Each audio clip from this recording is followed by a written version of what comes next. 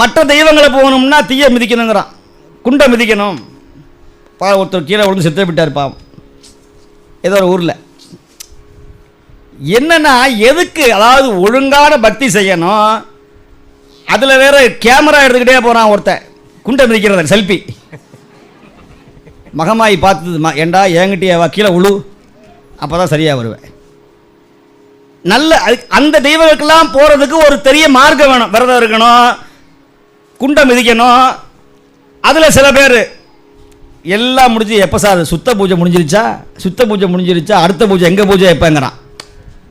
ஒரு ஊரில் என்ன பண்ணுறான் பாவம், எல்லா ஆடுகளையும் மாடுகளையும் பலியிட்டு இப்படி ஒரு மார்க்கம். ஆனால் நம்முடைய சைவ சமயம் இருக்கு பாருங்க, யாரையும் துன்புறுத்தாது எளிமையான வழியில் நீ எந்த முறையில் சுவாமியை எப்படி வழிபட்டாலும் அந்த முறையில் வந்து ஆட்கொள்ளக்கூடிய ஒரே தெய்வம் சிவனை தவிர வேற எந்த தெய்வமும் கிடையாது. நீங்க அதுக்கு உதாரணம் நம்முடைய 63 நாயன்மார்கள். ஒரு நாயன்மார் பார்த்தார், நான் விளக்கு மட்டும்தான் எரிப்பேன் சொன்னார், வேற ஒன்றும் செய்ய மாட்டேன்னார். அந்த விளக்கு எரிப்பதை வச்சே அவர் கைலாயத்தை கூட்டிட்டு போனார்.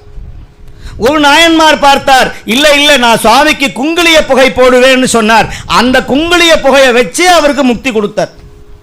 ஒரு நாயனார் அடியாருக்கு சாப்பாடு போடுவேன்னு சொன்னார், அந்த நாயனார் அந்த சாப்பாடு போடுகிற அமுது படைக்கிற அந்த தொண்டை வைத்தே அவருக்கு கைலாயத்தை இடம் கொடுத்தார்.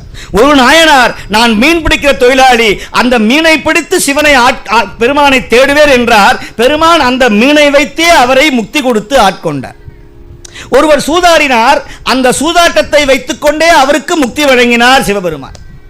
நம்ம என்னென்ன செய்யறோமோ அந்தந்த தொழில அந்தந்த தொண்டுல வச்சு சுவாமி நம்மளை ஆட்கொள்வார்.